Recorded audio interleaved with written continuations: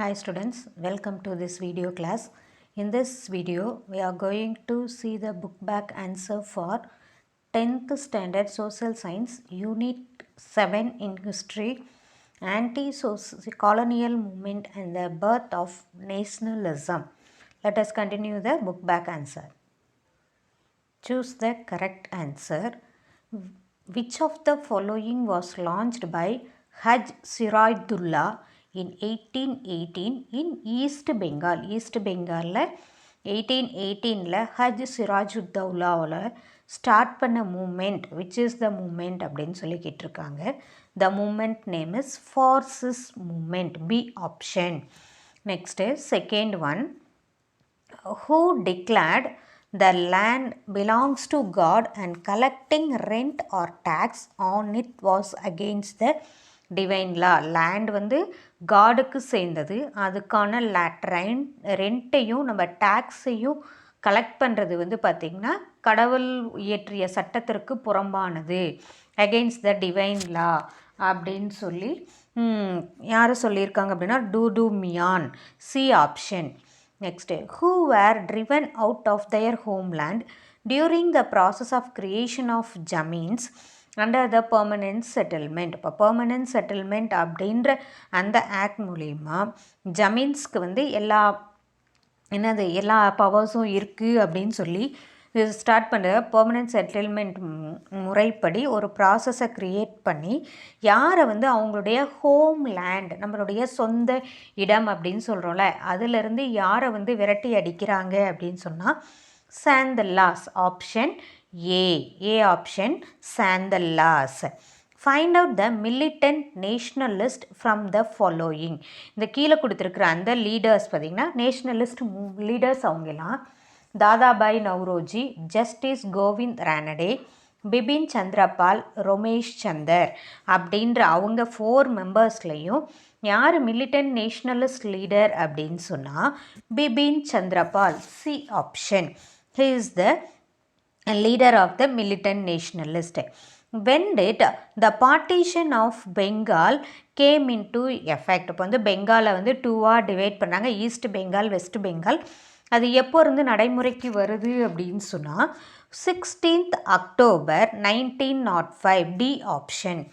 What was the contest in which the Chota Nagpur Tendency Act was passed? இப்போ வந்து Chota Nagpur Tendency Act வந்து பார்த்திங்கன்னா 1908 introduce பண்ணுறாங்க. அது டெண்டன்ஸ், அதாவது குத்தகை சட்டம் அப்படின்னு நம்ம சொல்லுவோம். அதுக்கு யாருக்காக இது பண்ணுறாங்க அப்படின்னு சொன்னால் முண்டா ரிபல்லியன், முண்டாஸ் பீப்புள் வந்து ஃபைட் பண்ணனால அவங்க வந்து சோட்டா நாக்பூர் டெண்டன்சி ஆக்ட் அப்படின்னு சொல்லி என்ன பண்ணுறாங்க, இன்ட்ரடியூஸ் பண்ணுறாங்க. Next topic. சரி, there is 2 more. Who set up the Home Rule League in April 1916? Home rule அப்படின்னா நம்மளுடைய கண்ட்ரி நம்மளே ரூல் பண்ணுறது அப்படின்னு சொல்லி ஃபஸ்ட்டு வந்து ஏப்ரல் 1916 யார் ஸ்டார்ட் பண்ணாங்க அப்படின்னு சொன்னால் திலக், நம்ம பால கங்காதர் திலக் அப்படின்னு சொல்லுவோம்ல, அவங்க வந்து ஸ்டார்ட் பண்ணாங்க April 1916. Next, who drew the attention of the British to suffering of the indigo cultivation through the play of Neelam Darpan. நீலம் தர்பன், ப்ளூ கலர், நீலம் அப்படின்னு சொன்னால் ப்ளூ கலர் சொல்கிறோம்ல, அந்த பிளே மூலிமா, நாடகம் மூலிமா பிரிட்டிஷ்னுடைய அட்டென்ஷனை வந்து இண்டிகோ அப்படின்றது பார்த்திங்கன்னா கலர் டு த கிளாத், அந்த நூலுக்கெல்லாம் கலர் சாயம் பூசுகிறாங்கல்ல, அந்த அது கல்டிவேட் பண்ணுறனால இண்டியன்ஸ் வந்து பார்த்திங்கன்னா நிறைய சஃபர் ஆகுறாங்க அப்படின்னு சொல்லி பிரிட்டிஷ்னுடைய அட்ராக்ஷனை டேர்ன் பண்ண வச்சவர் யார் அப்படின்னு சொன்னால் அவங்க பிளே, அதாவது ட்ராமா, அவங்களுடைய பிளே நீலம் தர்பன் அப்படின்றவங்க. ஏன்னா தீனபந்து மித்ரா அப்படின்றவங்க வந்து பார்த்திங்கன்னா அவங்களுடைய ட்ராமா மூலிமா பிரிட்டிஷ்னுடைய அட்ராக்ஷனை டேர்ன் பண்ண வச்சாங்க. Next topic, fill in the blanks. What was an anti-imperial and anti-landlord movement which originated in and around 1827. In and around 1827 வந்து பார்த்திங்கன்னா ஆன்டி இம்பீரியல் மூமெண்ட்டும் ஆன்டி லார்ட் மூமெண்ட்டும் ஒரிஜினேட் ஆச்சு. அந்த மூமெண்ட் நேம் அப்படின்னா வாகாபி மூமெண்ட். ரிபல்லியன் மூலியமாக என்ன பண்ணாங்க, அந்த ஆன்டி REBELLION அந்த மூமெண்ட் மூலிமா ஸ்டார்ட் பண்ணுறாங்க. Next the major tribal revolt which took place in the Chota Nagpur region. Chota Nagpur ரீஜியனில் வந்து ட்ரைபல் ரிவோல்ட் அப்படின்னா அது மலைவாழ் மக்கள்லாம் இருக்காங்கல்ல, அவங்க வந்து என்ன ரிவோல்ட் வந்து சோட்டா நாக்பூர் ஏரியாவில் இது பண்ணுறாங்கன்னா அந்த ரிபல்லியன் நேம் அப்படி சொன்னால் revolt name Kol KOL Kol revolt அந்த ரிவோல்ட்னுடைய name REVOLT revolt. Next third one, the டேஸ் act restricted the entry of non tribal people into the tribal land. இப்போ வந்து ட்ரைபல் பீப்புள் இருக்கிற அந்த லேண்டுக்குள்ளே யார் ட்ரைபல் பீப்புள் இல்லாத மற்றவங்கெல்லாம் யாரும் உள்ள என்ட்ரி ஆகக்கூடாது அப்படின்னு சொல்லி எந்த ஆக்ட் மூலிமா இது பண்ணுறாங்க அப்படின்னு சொன்னால் அது Chota Nagpur tenancy act. Chota Nagpur tenancy act எப்போ பாஸ் பண்ணுறாங்க, 1908 சோட்டா நாக்பூர் டெண்டன்சி ஆக்ட். அது மூலியமாக என்ன பண்ணுறாங்க, அந்த ஆக்ட் மூலியமாக நான் ட்ரைபல் பீப்புள் மலைவாழ் மக்கள் இல்லாத மற்ற பீப்புள் யாருமே ட்ரைபல் லேண்ட்குள்ளே என்ட்ரி ஆகக்கூடாது. Next Chota Nagpur act was passed in the year. Chota Nagpur act வந்து எப்போ பாஸ் பண்ணுறாங்க அப்படின்னு சொன்னால் 1908. Next WC Banerjee was elected as the president of Indian national காங்கிரஸ்னுடைய எந்த இயரில் வந்து WC பானர்ஜி வந்து பிரசிடெண்ட்டாக எலெக்ட் பண்ணுறாங்கன்னா 1885 WC பானர்ஜி அப்படின்றவங்க நேஷ்னல் காங்கிரஸ்னுடைய லீடராக பிரசிடெண்ட்டாக எலெக்ட் பண்ணுறாங்க. Next let us move to the next topic, choose the correct statement.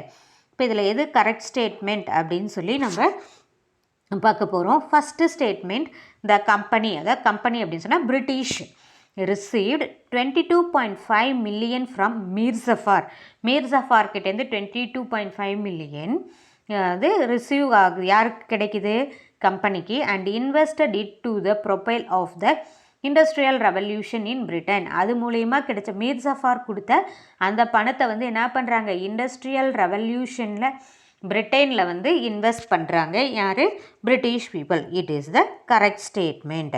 என்னது, அது வந்து ஃபஸ்ட்டு ஸ்டேட்மெண்ட் வந்து correct statement. Next, goals organised incursion in 1831 and 1832 was directed against the government officers and money lenders. Government ஆஃபீஸர்ஸ்க்கும் money லெண்டர்ஸ்னால் அந்த வட்டிக்கு கணக்கு கொடுக்குறாங்க அவங்களுக்கு எகெயின்ஸ்டாக ஒரு ரிவோல்ட் வந்து ஆர்கனைஸ் பண்ணுறாங்க கோல்ஸ் வந்து.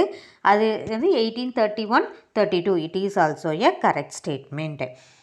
இன் 1855 two Santhala brothers Sidhu and Kanhu led the Santhal rebellion.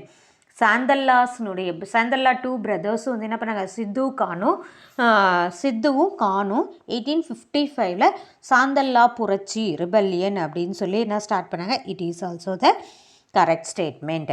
Next, in 1879 the act was passed by to regulate the territories occupied by the Santhals வந்து ஒரு ஆக்ட் மூலிமா அவங்க ஆக்குபை பண்ணதை ரெகுலேட் பண்ணாங்க, நடைமுறைப்படுத்துகிறாங்க அப்படின்னு சொல்லி சொன்னோம். இது வந்து ராங் ஸ்டேட்மெண்ட். இந்த ஸ்டேட்மெண்ட் எப்போ இன்ட்ரடியூஸ் பண்ணுறாங்கன்னா 1855 இன்ட்ரடியூஸ் பண்ணுறாங்க. அப்போது அந்த ஃபோர்த் ஸ்டேட்மெண்ட் என்னது, wrong statement. So the answer for the first is A option 1, 2 and 3 are correct. Next one, second one, one of the most significant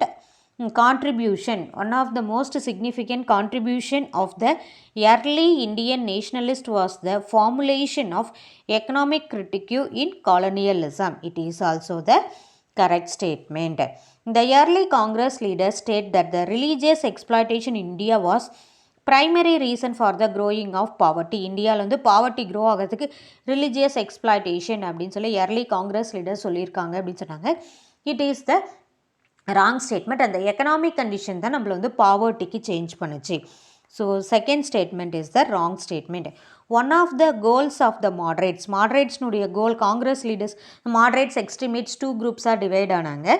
அதில் வந்து காங்கிரஸ் லீடர்ஸ் வந்து மாடரேட் லீடர்ஸ் வந்து ஸ்வராஜ் அப்படின்னு சொல்லி அட்டைன் பண்ணணும், நம்ம கண்ட்ரியை நம்மளே ரூல் பண்ணணும் அப்படின்னு சொல்லி சொன்னாங்க அப்படின்னு சொல்லியிருக்காங்க. It is also a wrong statement. இது வந்து லீடர்ஸ் வந்து பார்த்திங்கன்னா எக்ஸ்ட்ரீமேட் லீடர்ஸ் வந்து சொல்லியிருந்தாங்க. Next 4th statement, the objective of the partition of Bengal was to curtail the Bengali influence in and weaken the nationalist movement. எதுக்காக பிரிட்டிஷ் பீப்புள் வந்து பெங்கால் வந்து அதாவது பார்ட்டிஷன் டிவைட் பண்ணுறாங்க அப்படின்னு சொன்னால் பெங்காலினுடைய இன்ஃப்ளூயன்ஸ், அவங்களுடைய பவர், அவங்களுடைய ஆதிக்கமெல்லாம் குறைக்கணும் அப்படின்றதுக்காகவும் நேஷ்னலிஸ்ட் மூமெண்ட் வந்து வீக் பண்ணணும், நல்லா ஸ்ட்ராங்காக இருக்குது, அது வந்து வீக் பண்ணணும் அப்படின்றதுக்காக வந்து ஸ்டார்ட் பண்ணாங்க அப்படின்னு சொல்லியிருக்காங்க.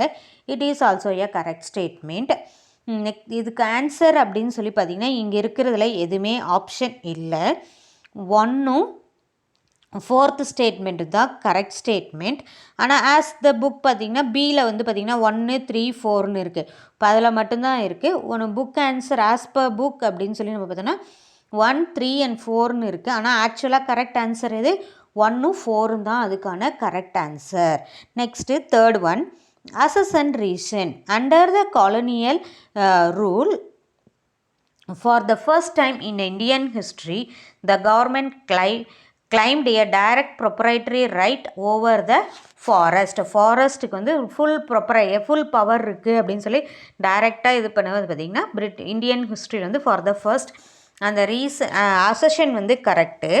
Planters and intimates and the violence to compel farmers to grow indigo. இப்போ அந்த பிளான்டர்ஸ் அந்த லேண்டெல்லாம் கல்டிவேட் பண்ணாங்களா, அவங்களெல்லாம் என்ன பண்ணாங்க, த்ரூ வயலன்ஸ் மூலிமா வந்து அவங்க வந்து கண்டிப்பாக அவங்களுடைய இது வந்து க்ரோ பண்ணணும், இண்டிகோ தான் க்ரோ பண்ணணும் அப்படின்னு சொல்லியிருந்தாங்க. ஸோ இது வந்து A option. Reason and R அசஷனும் ரீசனும் கரெக்டு. ஆனால் ஆர்னுடைய எக்ஸ்ப்ளனேஷன் ஏக்கு வந்து it is a wrong statement, A option. Next பார்த்திங்கன்னா 4th one, assess and reason. Revolt of 1857 was brutally suppressed by the British Army. British Army வந்து Revolt of 1857 ஃபுல்லாக suppress பண்ணிட்டாங்க. The failure of the rebellion, இந்த rebellion வந்து என்னது ஃபுல்லாக central apps அவங்கக்கிட்ட ஒருத்தர்கிட்ட ஒரு பவர்ஃபுல்லாக ஒவ்வொருத்தரும் ஒவ்வொரு இது எடுத்தனால பார்த்திங்கன்னா அதனால தான் ஃபெயிலியர் ஆகிடுச்சு அப்படின்னு சொல்கிறாங்க. The failure of the rebellion was due to the absence of central authority. So, the option C option, both R and A are correct, and R is the correct explanation of A. Let us move to the next topic. Match the following. Match the following. Wahhabi rebellion. Wahhabi rebellion அப்படின்றது யார் வந்து இது பண்ணாங்க அப்படின்னு சொன்னால் டிட்டு மீர் அப்படின்றவங்க. Next முண்டா rebellion எங்கே நடந்துச்சு அப்படின்னு சொன்னால் ராஞ்சியில் முண்டா ரிபல்லியன் நடந்துச்சு. நெக்ஸ்ட்டு பேகம் ஹர்சத் மஹால் அப்படின்றவங்க பார்த்திங்கன்னா லக்னோ. நெக்ஸ்ட்டு குன்வர் சிங் பேஷ்வா குன்வர் சிங் பீகாரில் வந்து அந்த ரிவோல்ட் வந்து நடத்துகிறாங்க. நானா சாஹிப் தான் பேஷ்வா பாஜிராவ் செகண்ட் அப்படின்றவங்க.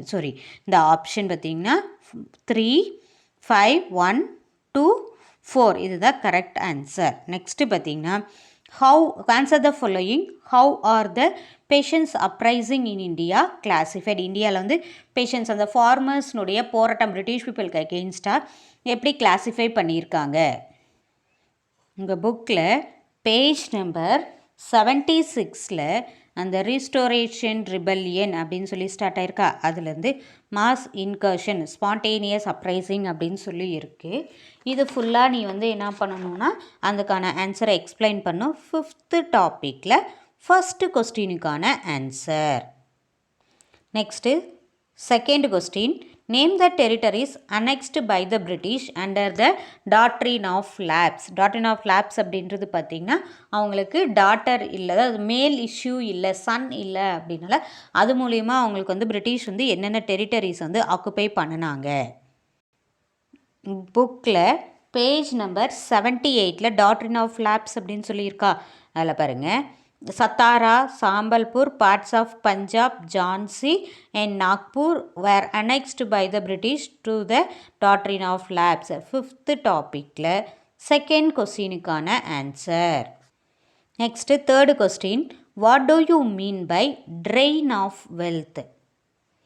அதுக்கான ஆன்சர் பார்த்தீங்கன்னா இந்த ஃபோட்டோவில் இருக்குது. What do you mean by the drain of wealth?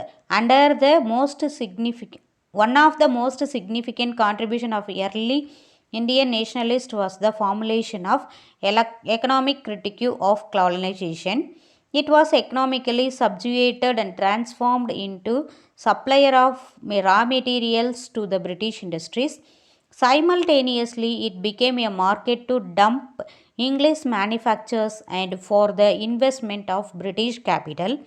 So, the colonial economy was a continuous transfer of resources from India to Britain without any favorable return back to India. This is called as drain of wealth. Third questionக்கான answer. என்னது third questionக்கான fifth topicல third questionக்கான answer. Next, fourth question, highlight the objectives of home rule movement. Home rule movement உடைய objectives. புக்கில் page number 84ல் objectives of home rule movement அப்படின்னு சொல்லி ஒரு topic heading கொடுத்துருக்காங்களா, ஒரு 3 points இருக்குது பாரு. அதாவது ஃபிஃப்த்து டாப்பிக்கில் fourth question, to attain self government with the British empire by using constitutional means. To obtain the status of dominion, a political position occurred later to Australia, Canada, South Africa and New Zealand. To use the non-violent constitutional method to achieve their goals. இதுதான் fourth questionக்கான answer. Next, fifth question, summarize the essence of Lucknow Pact. புக்கில் page number 84ல் fourth question mark பண்ணல, அதில் பிலோலியே பாரு Lucknow pact 1916 இருக்குது. இந்த home rule movement was the subsequent, அதாவது ஃபிஃப்த் டாப்பிக்கில் fifth question, subsequent reunion of moderate and the militant nationalist.